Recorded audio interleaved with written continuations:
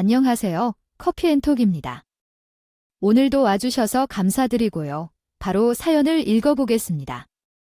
안녕하세요. 40대 후반의 여자입니다.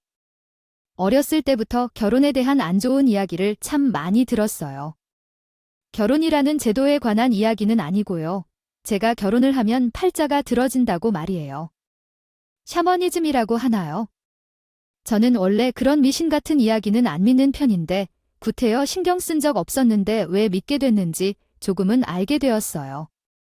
저는 30이 되어 가도록 연애도 쉽지 않았어요. 저에게 이성적인 감정을 느끼는 사람이 있었다거나 제가 누군가에게 마음을 빼앗긴 적도 없었죠. 그래서 맞선까지 보게 되었었고요. 그러다 만난 게 바로 남편입니다. 처음에는 남편이 조금 시크하고 투박한 느낌이라서 만남이 잘 이어질 거라고 생각조차 못했었는데 그런 남자와 결혼까지 하게 되었답니다. 생각보다 남편이 우리 관계에서 적극적으로 행동해 주었고 살면서 이런 경험을 한 적이 없는 제게는 당혹스러운 일이었어요. 정말 숨통이 터질 것 같은 생각에 결혼을 결심했죠. 그런데 놀랍게도 내가 믿었던 운명론이 맞았는지 결혼 후 정말 힘든 시련에 직면하게 되었어요. 남편은 어려운 시기를 지나면서 고생을 많이 해야만 했고 시어머니도 제게 안달이 난 것처럼 괴롭히는 바람에 정말 힘들었어요. 결혼 후 신혼의 행복이 느껴지지 않을 만큼 매일 이혼을 생각해 볼 만큼 어려웠죠. 함께 크고 작은 시련을 겪을 때마다 서로 힘이 돼주면서 헤쳐나가는 게 부부라고 믿었는데 저는 남편만 없으면 어떻게든 살겠다 싶을 만큼 살면 살수록 남편이 원수같이 느껴졌어요. 제가 가방끈이 좀 짧은데 시어머니는 그게 정말 마음에 들지 않는다며 할 줄 아는 것도 없는 것이 시집을 왔다고 저를 미워했어요. 결혼 전에는 혼기가 가득 찬 남편이었던 터라 저와 결혼을 하게 되어서 다행이라고 말하던 그 시모가 말입니다. 신혼이었지만 신혼 같지 않은 결혼 생활의 연속이었어요. 결혼한 지 10년은 훌쩍 넘은 부부처럼 말이에요. 거기다 결혼 후 3년이 다 되어갈 때까지 아이가 생기지 않았는데 그게 또 다른 제 흠이 되어 저를 힘들게 만들었죠. 아무래도 남편도 저도 일찍 결혼한 것이 아니라 노산을 걱정해서 시부모님은 좀 더 득달한 것도 있을 거라고 생각했어요. 하지만 이건 어디까지나 제가 어떻게든 이해해보기 위해 저 스스로 합류한 것일 뿐 저만 보면 인상을 팍 구겨놓으려고 작정한 거냐며 저를 구박했어요. 남편도 크게 다르지 않았고요. 그러면서 저에게 불임 아니냐며 집에 구실도 못하는 것이라 들어와 앉았다며 모욕을 주기도 했어요.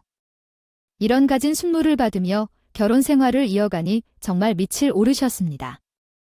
제가 결혼했을 당시만 해도 이혼이라는 제도에 굉장히 부정적이었고 이혼하고 나면 여자들이 손가락질을 받게 됐던 그런 시절이었지만 저는 차라리 그걸 감내하는 것이 마음이 더 편할지도 모르겠다는 생각이 들 정도로 마음의 병이 깊어져 매일같이 눈물로 하루를 보내야 했어요.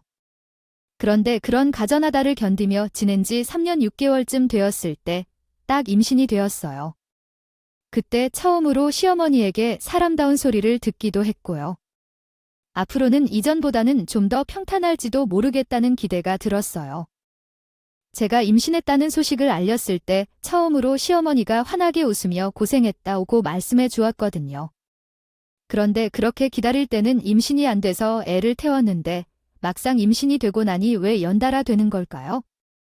저는 연년생으로 아이를 가지게 되어 몸조리도 제대로 하지 못했어요. 그래도 아들 하나, 딸 하나를 낳았으니 이제는 저도 귀가 좀 펴겠구나 싶었어요. 한동안은 무시당하는 일도 없었죠. 애를 키우느라 바쁘니 시댁에 매일같이 저를 불러대던 시모도 자중하는지 한 달에 한 번 정도만 찾아뵈면 됐거든요. 그 후로도 꽤 오랫동안 그저 적당히 버틸 수 있을 만큼의 시집살이를 하며 살았어요. 그렇다고 좋아진 건 없었어요. 아빠 역할에 충실하지 못한 남편이 벌이도 좋지 못한 탓에 애들을 키우며 내 식구가 살기는 턱없이 부족했죠. 그런데도 남편은 매일같이 음주를 즐겼고 아이들에 관해서는 관심도 두지 않았어요. 오롯이 다 제목이었던 거죠. 그래도 저밖에 모르는 아이들 덕분에 견디며 살 수 있었어요. 그런데 애들이 크고 나니 정말 돈이 많이 들더군요. 특히 둘째는 욕심도 많고 공부도 참 잘해서 학원을 보내달라고 했어요. 그런데 돈이 없으니 내 식구 먹고 사는 것만 빠듯한 상황에서 학원을 어떻게 보내겠어요. 저는 괜히 미안한 마음에 둘째를 혼낸 적까지 있었습니다.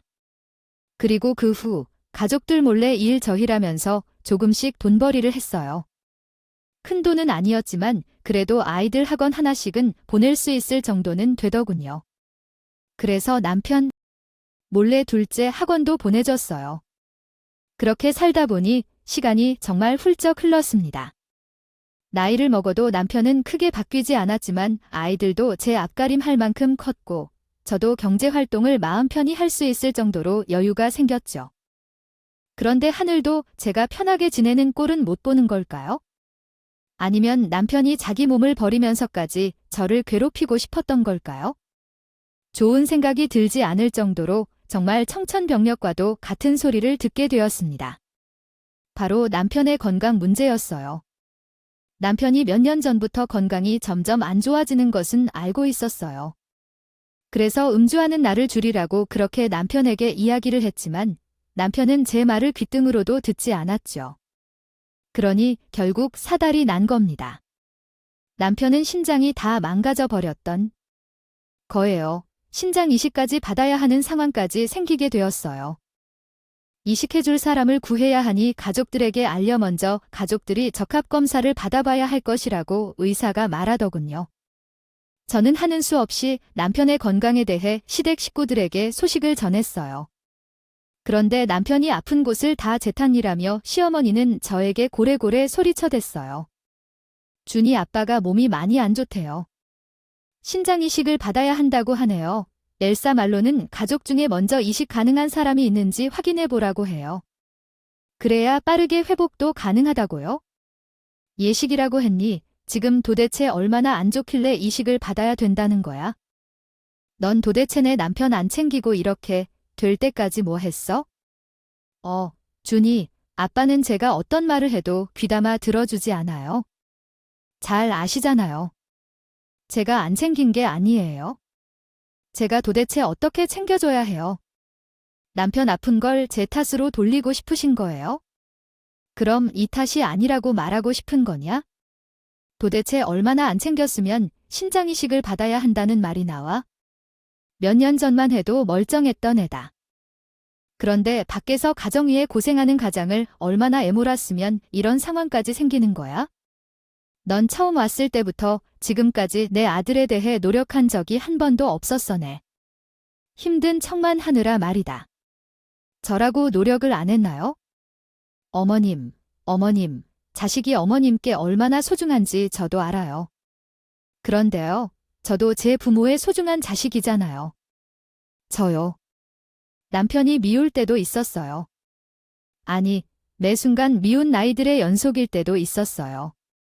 하지만 단 한 번도 남편에게는 소홀한 적 없어요.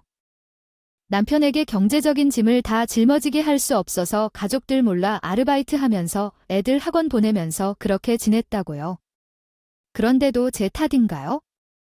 지금 너네 앞에서 내 삶이 힘들었다 한탄하는 거냐? 이미 못난 건 나약해 빠진 거 사. 지금 내가 얼마나 힘들게 살았든 말든 내 새끼 어쩔 거야? 내 아들 너 때문에 내 아들 그렇게 아픈 거니? 아, 내가 이식해주면 되겠구나. 내가 바른 신뢰로 검사받고 이식해. 남편이 아픈 것이 제 탓이라는 시모의 말도 그런 말을 쏟아내고 있는 엄마를 말리지 않는 남편의 동생과 시부도 보고 있자니 인생 참 더 덥다 싶더군요. 사는 게 뭐라고, 가족이 뭐라도 다 부질없다는 생각이요. 말이에요. 남편은 원래도 신부전을 앓고 있었어요. 그걸 시댁 식구들이 모르고 있었을 뿐입니다. 그런데 그런 남편이 아픈 것은 저 때문이라며 저에게 신장이식을 해주라니요. 시댁에서는 저보다 훨씬 건강한 아주버님도 계시고 아가씨도 있었어요. 그런데 시모와 시부는 자식들을 씻을 때 위에 올리고 싶지 않았던 거죠. 그래서 저를 몰아가면서까지 남편의 신장이식을 제게 해주도록 종용하고 싶었던 겁니다. 그런데 더 황당한 것은 남편도 크게 다르지 않았다는 거예요. 자기 동생들한테는 죽어도 받기 싫다며 저에게 이식을 해달라고 하더군요. 뭐 하나뿐인 남편이니 정말 어쩔 수 없는 상황이라면 저라도 나서야 맞죠. 하지만 그저 저를 그런 용도로 쓰고 싶은 것처럼 느껴졌어요. 자기 가족들은 아프게 할 수 없으니 내가 대신 아파라 하는 식으로 말이에요. 처음부터 끝까지 그렇게 느꼈던 이유는 남편도 저만 보면 절대 자신의 가족들에게 도움을 청할 생각이 없다고 엄포를 놓았고 시댁 식구들도 제가 숨 쉴 틈도 주지 않고 찾아와 들들 볶았으니까요. 그런데 저도 가족들 챙기고 경제적으로 보탬이 되려고 일하느라 저를 보살필 틈이 없었고 그래서 몸이 성한 곳이 없었어요. 남편만큼 급한 상황은 아니더라도 저도 주기적으로 병원에 다니며 약을 먹고 있었어요. 나중에는 정 안 되겠다 싶어 시댁 식구들에게 저 역시 몸이 안 좋아 병원에 다니고 있다고. 그래서 해줄 수 없다고 이야기했는데 시댁에서는 아무리 건강이 안 좋아도 남편만 하겠냐며 저더러 하루 빨리 검사를 받고 이식해주라고 하더군요. 저는 결국 온 가족이 모인 자리에서 남편에게 신장이식을 못 해주겠다고 못을 박았어요. 그런데 그런 제게 돌아오는 말은 역시나 비난뿐이었죠. 인간도 아니라고 말이에요. 남편이 지금 생사의 벼랑 끝에 서 있는 걸 알고도 매정하게 등을 돌린다고. 자기 자식의 아빠가 아픈 건데 어떻게 저렇게 매몰차게 잘라내냐고. 남편도 시댁 식구들과 합세해서 저를 쓰레기 취급을 했습니다. 그때 남편이 그러더군요. 제게 마지막으로 이야기하는 거라고요. 그런데 더 황당한 것은 그렇게 한참을 제 욕을 해대더니 남편이 묘수가 있으니 됐다고 하더군요. 시댁 식구들은 그 이야기를 듣고는 도대체 뭐냐고 물어보지만 남편은 며칠 뒤에 말해주겠다고 말만 할 뿐 솔직히 털어놓지는 않았어요. 그날 이후 일주일쯤 지났을 때 남편은 가족들이 전부 모인 자리에 손님을 데리고 왔고 그 손님은 제게는 너무도 충격적이었습니다. 남편이 데리고 온 손님은 다름 아닌 남편의 상간녀였던 거예요. 하지만 손님의 정체를 알고 충격에 빠진 건요. 저뿐이었어요. 시댁 식구들은 너무도 당연한 듯 인사를 나누며 살갑게 되어더군요. 네, 맞아요. 남편이 바람난 것에 시댁 식구들은 모두 알고 있었던 것이었죠. 저는 상간녀라는 사실을 알고는 지게 도대체 어떻게 된 일이냐고 고함을 쳤어요. 그리고 그런 저를 경멸하는 눈으로 바라보며 시모는 언성을 높였습니다. 이게 도대체 다 어떻게 된 일이냐고요? 남편이 바람을 피고 있다는 사실을 온 식구가 다 알면서도 저더러 남편을 위해 신정이식을 해달라고 뻔뻔하게 나왔던 거예요. 당신들이 그러고도 사람이야 사람이냐고. 네, 바람이라도 피고 있었으니 너 아니어도 인식을 받을 수 있게 된 건 아니니 그러니 입 다물어이 돼봐라. 증거사, 넌 내 아들이 바람났다고 해도 할 말 없어 알아. 내가 말하는 저 상간녀보다도 못한 본처는 너밖에 없을 거다. 내가 뭘 잘했다고 목소리를 높여 어머님, 아무리 제가 미워도 이러면 안 되는 거죠. 자식이 조강지쳐 누구 딴 여자를 만나는 걸 알았으면 타일에도 나무라던 무슨 수를 써서든 제자리를 지키도록 가르쳐야 하는 것 아닌가요? 모두 제정신이 아니네요. 모두 다 미친 것 같다고요? 미친 건 나오지? 내가 인식 못 해주겠다며 그러니 어떡해.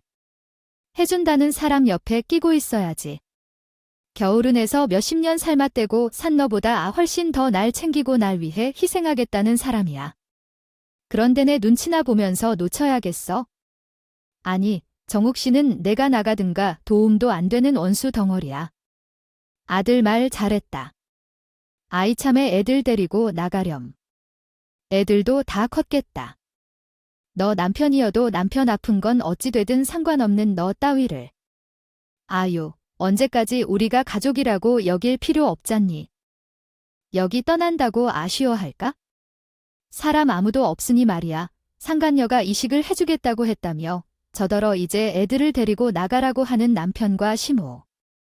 그리고 그 모습을 반간하는 시댁 식구들까지 정말 너무하다 싶었어요. 시댁 식구들이 이렇게 저를 내놓으려고 하는 이유는 단순했어요. 저 몰래 온 식구들이 남편과 상간녀의 사이를 알고 자기들끼리 식사 자리도 가지고 가족 행세라고 할 만한 건 이미 다 했었기 때문이었죠. 거기다 남편이 묘수가 있다고 말했던 것도 상간녀가 이식 적합성 검사를 받았는데 적합하다는 판정을 받았기 때문이었던 거예요. 그러니 이직을 하지 않겠다는 저는 원래도 늘 성에 차지 않았던 며느리였고 아내였으니 갈아치우고 싶었던 거겠죠. 시댁 식구가 남편이 저를 대하는 모습을 보고는 상간녀도 기구만장해졌는지 제 앞까지 다가와서 이렇게 말하더군요. 난 이 일을 위해서는 다 해줄 수 있는데 당신은 와이프라는 사람이 뭐 이래요. 이가 바람이 난 거 가지고 피해자인 척하려고 하지만 당신이 그렇게 만든 거니까? 이래서 남자는 여자 하기 나름이라고 하나 봐. 당신도 저 사람들처럼 정신이 어떻게 됐나 보네요. 하긴 정상이면 유부남을 만났을 리가 없으니까 당연한 건가. 죄의 의지가 없는 사람들이 한데 모여서 아주 가관이 따로 없겠어요. 그래요. 난 내 남편이라도 저런 사람한테 내 심장이 지켜줄 마음 없으니까. 그렇게 뭐든 해주고 싶으면 당신이 해줘요.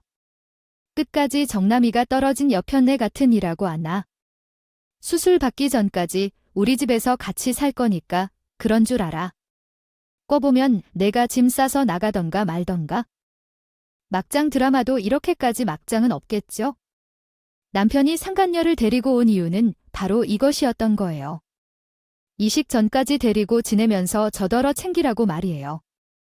그날부터 남편의 이식 수술 전까지 정말 혀를 깨물고 싶을 만큼 힘들고 괴로운 아이들이 되풀이 되었어요. 어쩌면 더욱 속이 뒤틀렸고 분노가 치밀었다고 하는 표현이 더 맞을지도 모르겠네요. 애들도 버젓이 함께 있는 집에서 이게 뭐 하는 짓인가 싶었습니다. 애들이 마냥 어렸다면 이렇게까지 아이들이 마음에 걸리지 않았을 거예요. 알 것 다 아는 아이들이 부모의 모습을 보고 도대체 뭐라고 하겠어요. 그러니 제 속이 말이 아니었어요. 당장 애들이 데리고 집을 나오고 싶었지만 제 친정은 시골이라 내려가는 것만도 수시간이 걸렸어요. 애들 학교 문제도 있었고 어떻게 해야 맞는 건가요? 갈피를 못 잡고 있었던 것도 있어요. 이렇게 어벌정한 상태로 집을 나온 게 맞나 싶은 생각 때문이었던 것 같아요.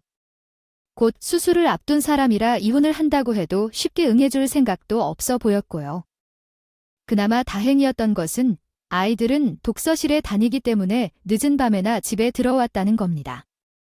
실은 상간녀가 우리 집에서 지내게 되었고 나서 제가 급히 독서실을 끊어주었던 건데 하지만요.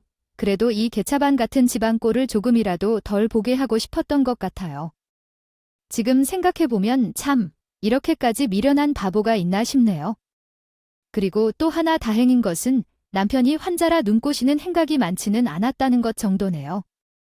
그래도 둘이 어찌나 하하호하는지 환자가 맞나 싶을 정도였다니까요. 그 상간녀도 철면피라 창피함이라곤 하나도 모르는 그런 여자더군요.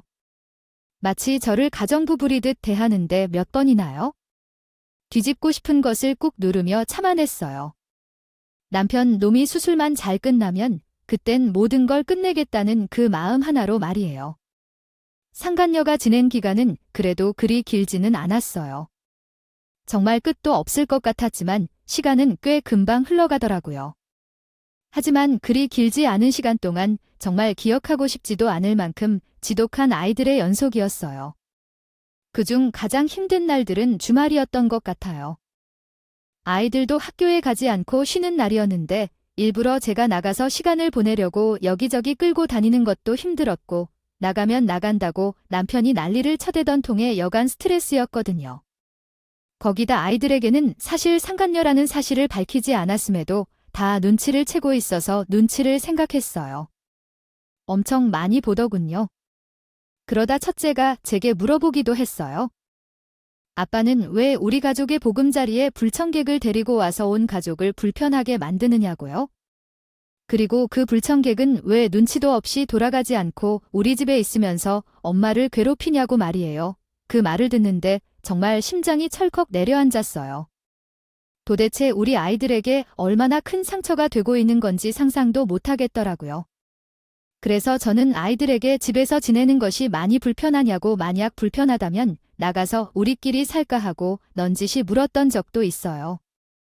그런데 그 여리고 착한 아이들은 제게 아무리 불편해도 아픈 아빠를 혼자 두고 갈 수는 없다고 우리는 아빠의 가족이지 않냐고 하더군요. 그 대답을 듣는데 눈물이 하염없이 쏟아져 내렸어요.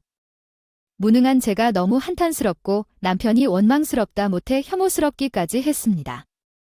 어른들보다 이 순수한 아이들이 더 낫다는 생각을 했네요. 하루는 제가 참다 못해 남편과 상간녀에게 둘 다 나가라며 난리를 친 적도 있어요. 그날은 아이들이 독서실을 가지 않는 날이라 집에 일찍 들어왔거든요. 그런데 하필 그런 제가 참지 못했던 거예요. 그런데 참을 수 없었어요. 상간녀라는 곳이 우리 아이들은 앉혀두고 나무라고 있는 모습을 보고 말았으니까요. 우리 아이들을 나무란 이유는 거실에 나와 TV를 보고 있는 둘째에게 상간녀가 저의 부재를 물었는데 둘째가 상관도 없는 사이면서 저에 대해 왜 묻는 거냐며 퉁명스럽게 대답했다는 것이었어요. 상간녀는 둘째에게 버르장머리가 없다고 가르치려 들었고 첫째는 그 모습을 보고 상간녀에게 그만이 집에서 나가라고 나서됐다고 하더라고요. 그래서 남편까지 나서서 우리 아이들을 혼냈고요. 저는 그 이야기를 듣는데 어른들의 욕심에 엄한 내 자식들이 큰 피해를 보고 있다는 것을 더는 참을 수가 없었어요. 그날은 처음으로 상간녀 머리채를 잡고 이악 물고 몸싸움을 했던 날이었어요.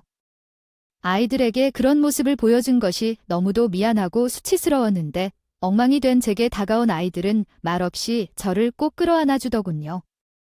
정말 속도 없이 그런 아이들을 끌어안은 채 엉엉 울었습니다. 그 후로 2주 후 남편과 상간녀는 수술을 받기 위해 병원에 입원했어요. 저는 그 일이 있는 후 남편과 상간녀는 거들떠보지도 않았던 터라 당연히 남편을 병간호하겠다며 따라가지도 않았고요. 자기들끼리 지지고 볶든 뭘 하든 알아서 알아질하는 심포로 집에 있었어요. 이식 수술 전날 이상하리만치 집안이 고요했어요.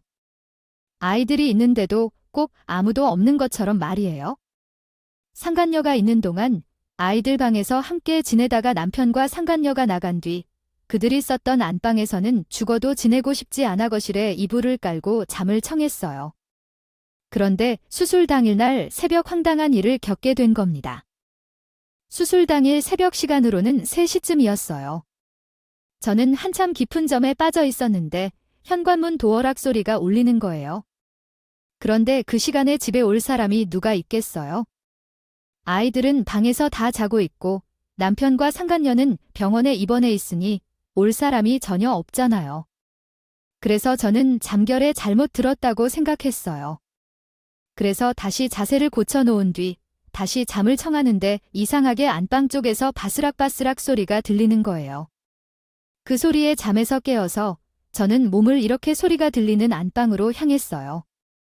안방 문틈 사이로 뭔가 검은 형체가 보였고 분주하게 뭔가 챙기는 모습이 보였어요. 저는 현장을 잡아야 한다는 생각에 겁도 없이 안방 문을 벌컥 열고 바로 옆에 있던 스위치를 눌러 안방 불을 켰습니다. 순간 환한 빛으로 눈을 제대로 뜰 수 없어 깜빡이고 있는 틈을 타 안방에 있던 사람은 저를 밀치고는 황급히 현관을 향해 빠른 걸음으로 향하기 시작했어요. 하지만 저도 그 사람을 놓칠세라 뒤를 바짝 쫓았죠. 그리고 그 사람이 신발을 신고 있는 그 찰나에 딱 그 사람의 팔목을 잡았어요. 그리고 시선을 올려 상대의 얼굴을 확인한 순간 저는 정말 깜짝 놀라 까부러칠 뻔했습니다. 도둑인 줄 알았던 사람은 다름 아닌 상간녀였어요. 저는 놓칠세라 상간녀의 팔을 더욱 꽉 잡은 채 물었어요. 그러니 그동안 미안했다며 입을 열더군요. 아니, 분명히 간소한 짐을 싸서 병원에 가지 않았어요. 이하밤에 병원에 있어야 할 사람이 도대체 왜 집에 왔냐고요? 그리고 이 짐은 다 뭐고요? 도둑처럼 까치발을 하고 들어와서 분주하게 짐까지 챙겨 아무도 모르게 어딜 가려고요? 그게 싫은 내 얘기를 듣고 나면 모른 척 보내주기로 약속해요. 그럼 다 털어놓을게요. 아우이 팔은 좀 나아져요. 아프다고요? 그럼 일단 그 짐은 제게 주세요. 이야기를 들을 동안은 제가 가지고 있을 테니까요. 모든 사실을 털어놓고 나면 돌려주죠. 물론 가려던 길을 막지도 않을 거고요. 실은 이렇게 일이 커질 줄은 몰랐어요. 사실 저도 유부녀예요. 지금 애들한테 가는 길이고요. 우리 애들은 미국에 있어요. 기러기 생활을 하다 우연히 당신 남편을 만난 거고 다시 돌아가기 전까지만 만날 생각이 없어요. 그뿐이에요. 뭐라고요? 그럼 당장 오늘 오전에 수술인데 도망가는 이유도 안 해. 저는 당신 남편한테 이식해줄 생각이 없어요. 제가 원하는 목적이 있는데 그걸 채울 때까지 많이 있을 생각이었다고요? 그동안 미안했어요. 그럼 난 더 할 말 없어요. 다윗은 어떻게 이런 일을 아무렇지 않게 버릴 수 있어? 모든 사람이 속이고 어떻게 이러느냐고. 아내 남편은 이 사실을 알아? 아냐고. 당신, 바보처럼 당신을 배신한 사람들을 옹호할 생각 말고 그들에게 당한 당신과 아이들만 생각해요. 아니, 내가 해주고 싶은 말은 그뿐이에요. 그래도 같은 엄마인데 당신 아이들에게까지 상처를 주게 돼서 마음에 내심 걸렸거든요. 앞으로는 당신과 아이들만 생각하면서 살아요. 내가 당신 남편과 신입 사람들이 실체를 알려줬으니 잘 판단해요. 그럼 전 시간이 없어서 이만 상간녀는 마지막 말을 남긴 뒤 제 손에 있던 자신의 짐을 휙낚아채서는 그렇게 사라져 버렸어요. 상간녀는 한국에서 혼자 기러기 생활을 하다가 돈이 필요했고 그 돈을 뜯어낼 남자를 구하던 중 남편과 딱 만나게 된 것이었어요. 이 멍청한 남편은 상간녀의 시커먼 속내도 모른 채 그녀를 유혹했고 속아 넘어간 척 연기를 하며 남편과 불륜 행각을 하면서 수도 없이 돈을 뜯어냈던 거예요. 돈을 뜯어내기 위해 이식 적합성 검사까지 했던 거고요. 상간녀는 치밀하게 계획을 세워 남편에게 원하는 만큼의 돈을 뜯어낸 뒤 수술 당일이 되자 뜯어낸 돈을 챙겨 홀라당 도망을 가려던 거였는데 하필 제게 딱 걸렸던 거예요.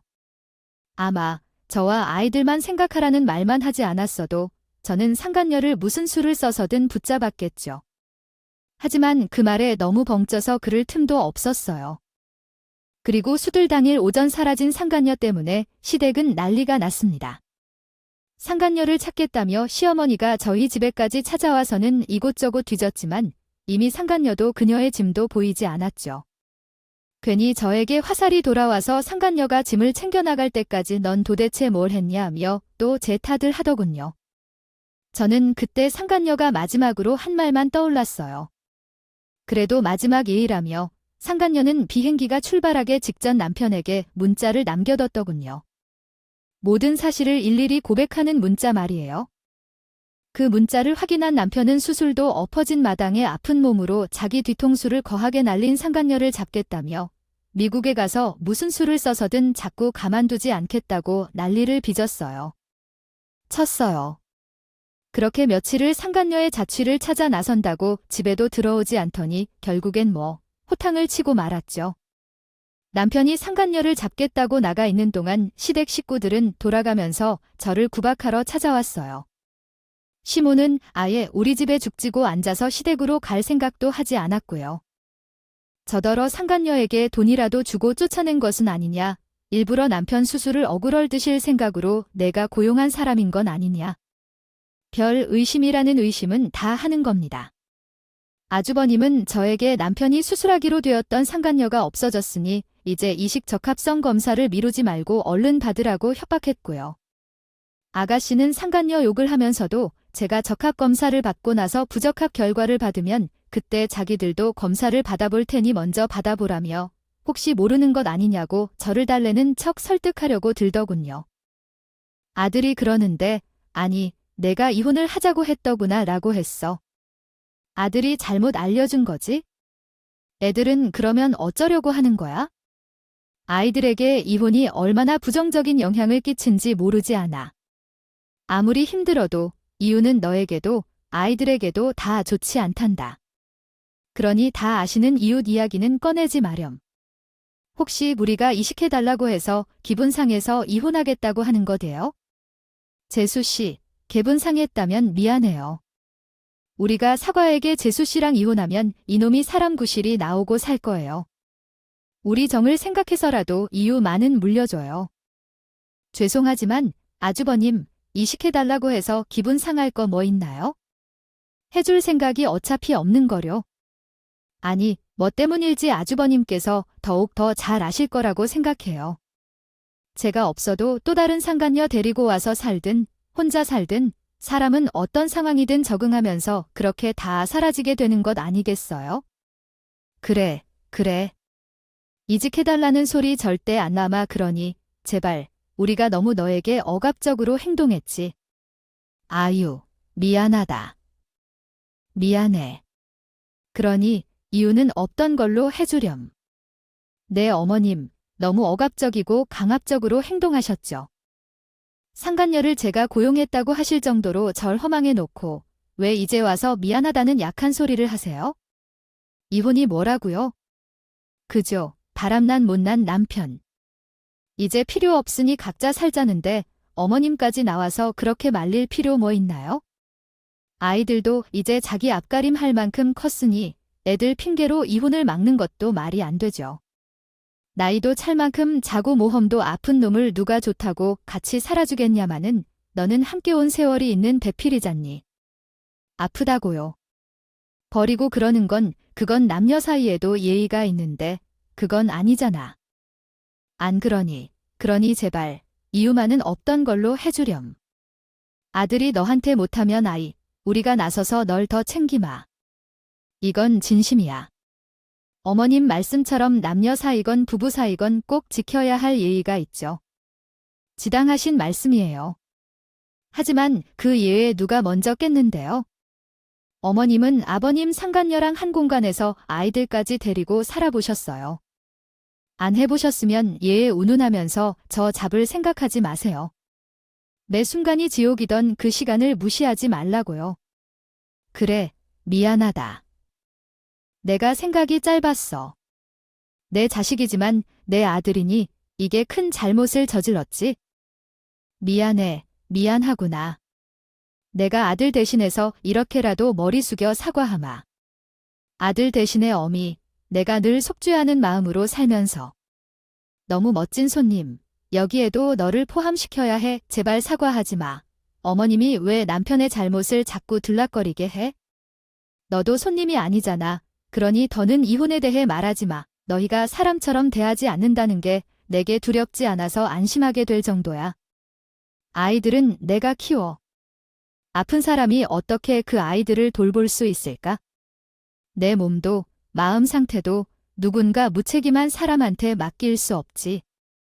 시댁 가족들은 나를 대하는데 방어와 방패처럼 대해왔어. 가족과의 대립이 끝난 후에도 남편과의 싸움은 계속됐어. 결국 나는 포기하고 이혼 소송을 제기했어. 남편이 준 물건 안에서 상대의 증거를 넘치게 가졌어.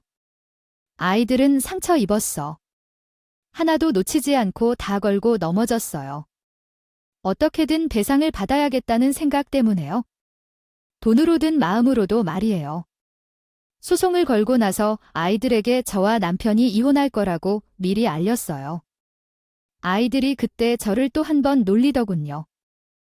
아이들이 제게 이렇게 이야기해줬거든요. 나한테는 아빠도 소중한 사람이야. 하지만 엄마가 그런 결단을 내린 곳에는 큰 이유가 있겠지. 나는 엄마를 존중해. 그리고 엄마가 행복했으면 좋겠어. 아빠는 우리 가족을 힘들게 만들었잖아. 하지만 엄마는 우리 가족을 놓지 않기 위해 노력하는 건 난 다 봤어. 그러니까 나 언제나 엄마 편이야.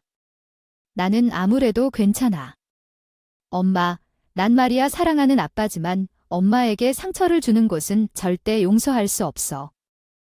우리끼리만 함께하던 그 평범했던 날들을 보내던 때에는 엄마를 사랑하는 만큼 아빠도 사랑했어. 똑같이 말이야. 그런데 지금은 아빠를 사랑하는 것보다 엄마를 사랑하고 또 염려해. 그러니까 엄마가 행복할 수 있는 방법이 아빠와 헤어지는 거라면 난 그런 엄마의 마음도 존중해요. 아이들의 생각을 고려하지 않고 행동했던 저였지만 아이들이 온 마음을 다해 저를 위하고 제 손을 놓지 않고 있다는 것을 확실감하는 순간 뭔가 큰 힘을 받는 것만 같더라고요. 그래서 이혼 소송 과정 속에서 지치지 않을 수 있었어요. 남편은 끝까지 아이들에 물고 늘어졌고 그게 통하지 않으니 자신이 아프기 때문에 등을 돌리는 거라며 가진 이유를 붙이며 저를 나쁜 사람으로 만들려고 했고 또 이혼을 엎으려고 했어요.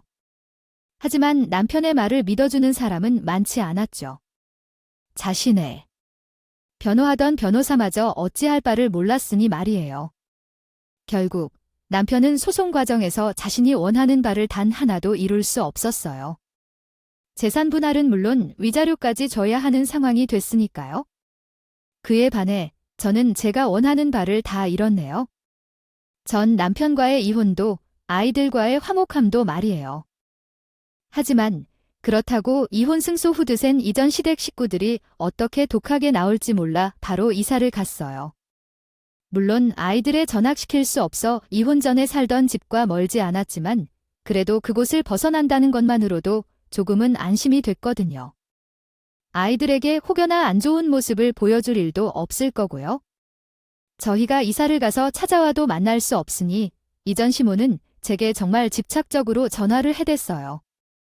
아픈 사람을 버린 파렴치한이라면서 인간 말종이라고 가진 역을 쏟아내는 날도 있었고 다시 재혼해주라며 애원하는 날도 있었죠. 그렇게 한 달을 이전 시모의 연락에 시달렸어요. 그런데 뭔가에 홀린 듯 제가 먼저 이전 시모에게 전화를 걸었던 날이 있습니다. 그날 저는 시모에게 전화해 아픈 사람을 버린 파렴치한이 될지언정 다시는 예전으로 돌아갈 생각이 없다고 못을 박았어요. 그리고 이미 법적으로도 끝난 사이니까 더는 연락하지 말라고 했죠. 자꾸 이런 식으로 연락해서 저를 괴롭힌다면 법적 조치를 취해서라도 끊어내겠다고 엄포를 놓았어요. 그 후로는 이전 시모에게도 연락은 오지 않아요. 물론 제가 번호 자체를 차단하기도 했지만요. 그렇게까지 독하게 끊어내고서야 이 모든 관계가 끝이 났습니다. 나중에 듣게 된 전 남편 소식으로는 이전 아주버님이 결국 신장이식을 받았다고 해요. 어떻게든 미루려고 아주버님도 용을 쓰다 뒤늦게 이식을 하게 된 거라 합병증이 생겼다고는 하지만요. 그 소식을 끝으로 완전히 이전 시댁 식구들의 소식은 들려도 못 들은 척 그렇게 살고 있어요. 그렇게 친한 지가 벌써 몇 년은 흘렀네요. 처음 막 이혼하고 방 한 칸 있는 작은 집에서 시작했는데 몇 년이 지난 지금 우리 세 식구는 각자 자신의 공간이 있을 만큼 적당히 넓고 또 아늑한 그런 집에서 지내고 있답니다. 거기다 직장 생활을 늦게 시작한 편이긴 하지만 옛날이라면 꿈도 못했던 일들을 도전해서 지금은 밑에 5명의 직원을 두고 저만의 일을 이루고 있어요. 그 당시에는 제가 이렇게 멋진 사람이 될 거라고는 정말 상상도 하지 못했는데 이렇게 꽃피는 인생의 계절이 제게도 찾아오네요. 인간만사 세옹지마라는 속담이 제 인생에 딱 맞는 것 같아요. 그간의 마음고생들을 딛고 이렇게 성장할 수 있었던 가장 큰 디딤돌은 그래도 아이들이라는 생각이 들어요. 앞으로 아이들과 함께 가는 그 길이 언제나 꽃길이기를 저의 긴 자연 들어주셔서 감사합니다. 좋은 날 되세요. 지금까지 커피앤톡이었습니다. 오늘도 끝까지 함께 해주셔서 감사하고요. 다음 영상으로 또 찾아뵙겠습니다.